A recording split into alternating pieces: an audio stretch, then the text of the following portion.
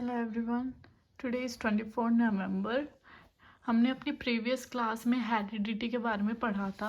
आज हम अपनी क्लास में इन्वायरमेंट के बारे में पढ़ेंगे और हमारा ये फर्स्ट यूनिट आज कंप्लीट हो जाएगी। ठीक है, तो हमने हेरिडिटी के बारे में पढ़ा था, जो कि हेरिडिटी वो होता है जो हमें अपने बर्थ के समय मिलती है, जो हम अपने बर्थ के टाइम पे अपने साथ लेके आते हैं, वो होती है हेरिडिटी। ठीक है, उसके अलावा और जो भी चीज़ें होते हैं वो सब हमें इन्वायरमेंट से मिलता है। ठीक है, तो इन्वायरमेंट में क्या है? Environment is everything that affects the individual except his or her jeans. Environment वो होता है जो कि हाँ, सारी चीज़ें जो एक इंडिविजुअल को इफ़ेक्ट करती है पॉजिटिव और नेगेटिव वे में, उसके जीन्स को छोड़कर और सब चीज़ें क्या होती है, इन्वायरमेंट से हमें मिलती है। हमारा नेचर, हमारा इकोनॉमिकल स्टेटस, हमारा सोशल स्टेटस, ठीक है, हमारी मोरालिटी, ये सब चीज़ें, हमारे फिज़िकल डेवलपमेंट, अगर हमें, और क्या कहते हैं, हमारे पॉलिटिकल कल्चरल डेवलपमेंट, सब चीज़ हमें कहाँ से मिलती है? इन्वायरमेंट से मिलती है। ठीक है, तो इन्वायरमेंट क्या है? वो सब चीज़ें जो हमें इन्वायरमेंट से मिलती है, हमारे जीन्स के अलावा, जो हमें जीन्स से मिला वो नहीं, उसको हटाकर सब चीज़ें, हमारे आंखों का रंग हमें हमारे इन्वायरमेंट से नहीं मिला, हमारे जीन्स से मिला है। ठीक है, हमारे स्किन का कलर हमारे इन्वायरमेंट से नहीं, हमारे जीन्स से मिला है। ठीक है, फिर आता है environment, environmental factor influence the development.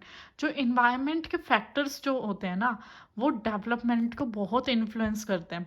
जैसे कि अगर हमारे इन्वायरमेंटल फैक्टर अगर पॉजिटिव होंगे, जैसे हमें अच्छी स्कूल में पढ़ाई की है हमने, तो हमारा जो लर्निंग वगैरह वो होगी बहुत पॉजिटिव वे में होगी, तो हमारी लर्निंग और हमारा कॉग्निटिव डेवलपमेंट बहुत अच्छे से होगा।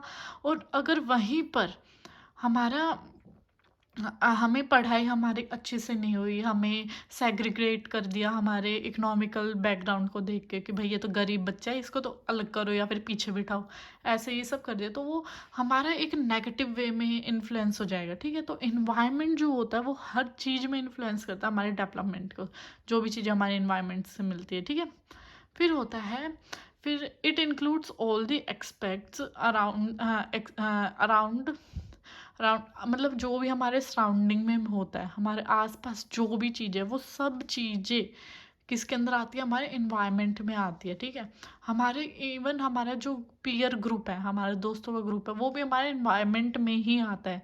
क्योंकि अगर हमारा पीयर ग्रुप अच्छा होगा तो हमारा सोशल डेवलपमेंट बहुत अच्छा होगा। अगर हमारा पीयर ग्रुप हमारा बेकार होगा तो हमारा मोरल और सोशल डेवलपमेंट बहुत ख़राब होगा। अगर हमारा पीयर ग्रुप बहुत मतलब अच्छे से पढ़ाई करता है, आगे बढ़ने के बारे में बातें करता है, ये सब करता है, तो हमारे डेवलपमेंट भी उसी तरीके से होगा। ठीक है, और आ जाता है कि जो हमारा फिजिकल डेवलपमेंट होता है, सोशल मोरल, ये तो मैंने अभी बता दिया। फिजिकल डेवलपमेंट में क्या आ गया? जैसे हम पैदा तो हो गए, हम चाहे हेल्दी पैदा हुए हैं, अब हमें वहाँ पर खाना पीना अच्छे से नहीं मिल पा रहा, तो हमारा क्या होगा? फिजिकल डेवलपमेंट खराब हो जाएगा। ठीक है, तो ये जो खाना पीना जो मिल रहा है वो हमें जन्म से तो नहीं मिल रहा ना, कि मतलब कि हम अपने साथ लेके पैदा हुए हैं, नहीं, वो हमें जन्म के बाद मिल रहा है। तो वो क्या होता है? हमारे इन्वायरमेंट में ही आता है, फिजिकल डेवलपमेंट भी हमारे इन्वायरमेंट में ही होगा। अब आगे इकोनॉमिकली, अब हम अगर गरीब घर में पैदा हो गए तो हमारा ये भी हमें कहाँ से मिला है? इन्वायरमेंट से मिला है। ठीक है, हमारा पॉलिटिकल, हमारे कल्चर के हिसाब से भी हमारा डेवलप, क्या कहते हैं, इन्वायरमेंट से ही मिलता है हमें। ठीक है, हमारे इमोशनल, हम जैसी जगह पर हम रहेंगे वैसे ही हम इमोशनली हो जाते हैं। अगर तुम लोगों ने कभी मार पिटाई ये सब नहीं देखी, ठीक है, तुम बहुत ही अच्छे इन्वायरमेंट में पैदा हुए हो, बहुत ही इमोशनल हो एनिमल्स को लेकर, तो तुम्हारा इमोशंस वैसे होंगे। अगर वही तुम, जैसे तुमने रोज जानवर वगैरह कटते हुए देखे, तो हम तुम्हारे इमोशंस उस जगह पे वैसे हो जाएंगे। ठीक है, डिपेंड करता है ये हमारे इन्वायरमेंट पे कि हम कैसे इन्वायरमेंट में रह रहे हैं। अगर हमारा इन्वायरमेंट अच्छा होगा तो हम अच्छे तरीके से रहेंगे, अगर हमारा इन्वायरमेंट खराब होगा तो हम उस तरीके से रहेंगे। ठीक है, फिर आता है teacher should try to provide best mental environment so that a child can flourish, या फिर कंडक्टिव इन्वायरमेंट देना चाहिए टीचर को, कॉन्ड्यूसिव इन्वायरमेंट। क्योंकि अगर टीचर ये भेदभाव करेगा, सबसे ज़्यादा स्टीरियोटाइप होगा अगर टीचर भेदभाव करेगा या उनके इकोनॉमिकल बैकग्राउंड से देख के बच्चों को सेग्रीगेट करेगा। सेग्रीगेट करना या स्टीरियोटाइप थिंकिंग, ये सबसे नेगेटिव वर्ड्स हमारे पेडागोजी में, ठीक है। तो ये जहाँ पे भी आया उस ऑप्शन को तो कभी मत लगाना। अगर नो में आंसर पूछा तो देख के, ठीक है। तो ये इसमें क्या है कि टीचर को एक बच्चे को सबसे पहले क्या चीज़ देनी चाहिए कि इन मेंटल एनवायरनमेंट बहुत अच्छा देना चाहिए बच्चे को। अगर वो मेंटली वहाँ पर सही नहीं रहेगा तो वो बच्चा नहीं पढ़ पाएगा। अगर एक बच्चा है वो बहुत गरीब घर से आया है और एक अच्छे से स्कूल में उसने एडमिशन मिला है थ्रू चाहे कोटा वगैरह, ठीक है, लेकिन अब वो बच्चा उन बच्चों के बीच में जो बहुत ही हाई क्लास के हैं उनके बीच में बहुत मतलब अच्छे से नहीं खुल के बात कर पा रहा, तो टीचर को उसको उस तरीके का इन्वायरमेंट देना चाहिए, उससे बात करनी चाहिए, ठीक है। ऐसे मेंटल इन्वायरमेंट उसका ऐसा क्रिएट करना चाहिए कि जिससे वो अच्छे से डेवलप हो पाए, ठीक है, ताकि वो अपना सोशल डेवलपमेंट अच्छे से कर पाए। वो ये ना सोचे वो ये तो अच्छे बच्चे बहुत अमीर घर के बच्चे हैं या ऐसा कुछ, नो। हमारे इकोनॉमिकल बैकग्राउंड से कभी भी टीचर को ये नहीं सोचना चाहिए कि भाई ये ऐसा बच्चा है ये वैसा बच्चा है, ठीक है। तो टीचर को सबसे इम्पॉर्टेंट क्या है, मेंटल एनवायरनमेंट देना है टीचर को, बच्चों को सबसे ज़्यादा ज़रूरी है। एक कॉन्ड्यूसिव इन्वायरमेंट देना है। कॉन्ड्यूसिव इन्वायरमेंट होता है एक बहुत ही अच्छा इन्वायरमेंट जहाँ पर बच्चा फ्लरिश हो सके, अपने बातों को रख सके। ये ना हो बच्चा बोल रहा हो टीचर ने डांट के चुप करा दिया, नहीं चुप, ऐसा नहीं। वहाँ पे टीचर बच्चों की भी सुने और अपनी भी बातें कहे। चाइल्ड सेंटर्ड इन्वायरमेंट होना चाहिए जहाँ पर बच्चा अच्छे से अपनी बातों को रख सके, चाहे वो पॉजिटिव मतलब अगर बच्चा कुछ गलत आंसर भी दे रहा है तो उसके आंसर को सुनो, पहले बिल्कुल अच्छे से सुनो और फिर उसके बाद उस बच्चे को उसको रेमेडियल टीचिंग दो, ठीक है। चलो ये तो एक अलग ही टॉपिक है वैसे हमारे पेडागोजी में, वो आगे अभी आएगा, ठीक है। ये अभी हम इन्वायरमेंट के बारे में पढ़ रहे हैं। तो नेक्स्ट आता है नेचर एंड नर्चर। नेचर को समझ के बच्चे पता है क्या गलती कर बैठते हैं, नेचर को समझ के कि नेचर तो होता है इन्वायरमेंट से रिलेटेड, नो। नेचर होता है हेरिडिटी, नेचर होता है हेरिडिटी से रिलेटेड। और हेरिडिटी क्या होती है, हमेशा स्टैटिक होती है, फिक्स्ड होती है। हेरिडिटी को तुम चेंज नहीं कर सकते। जैसे हमारी आंखों का जो रंग है वो वही रहेगा, वो चेंज नहीं होगा कभी भी, ठीक है। और नर्चर होता है हमारे इन्वायरमेंटल फैक्टर्स जो होते हैं। नर्चर क्या होता है, डायनामिक होता है, चेंजेबल होता है, ठीक है, जो कि हम चेंज कर सकते हैं, ठीक है, वो होता है नर्चर।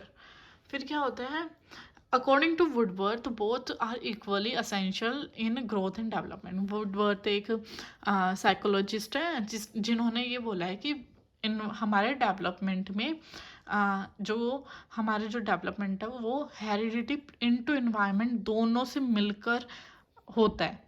अगर हमारी हेरिडिटी अच्छी नहीं होगी, मतलब अगर हम सही तरीके से पैदा नहीं हो पाए तो भी हमारा फ़र्क पड़ेगा, और अगर हमारा इन्वायरमेंट बेकार होगा तो भी हमारे डेवलपमेंट पे बहुत ज़्यादा फ़र्क पड़ेगा, ठीक है।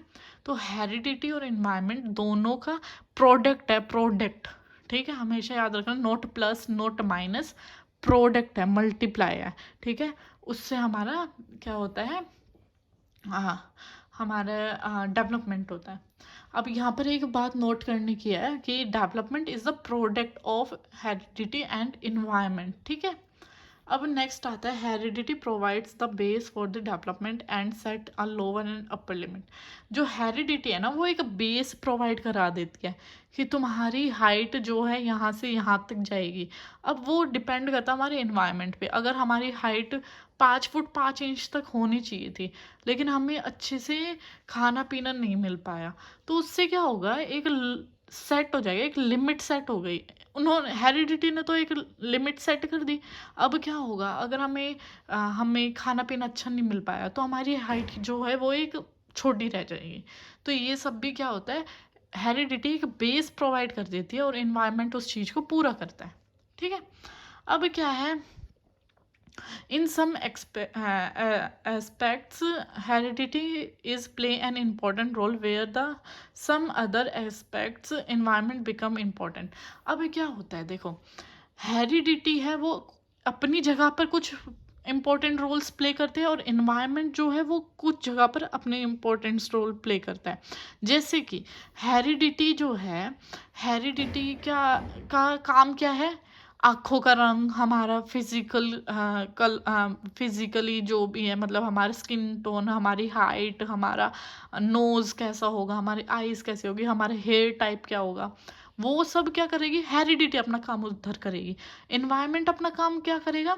एनवायरनमेंट अपना काम करेगा कि हमारा मोरल डेवलपमेंट कैसा होना है, हमारा कॉग्निटिव डेवलपमेंट कैसा होना है, हमारा सोशल डेवलपमेंट कैसा होना है। तो एनवायरनमेंट अपना काम करेगा, हेरिडिटी अपना काम करेगी। और एक सबसे इम्पॉर्टेंट बात, हेरिडिटी फिक्स्ड होती है, एनवायरनमेंट चेंजेबल होता है, डायनामिक होता है, ठीक है।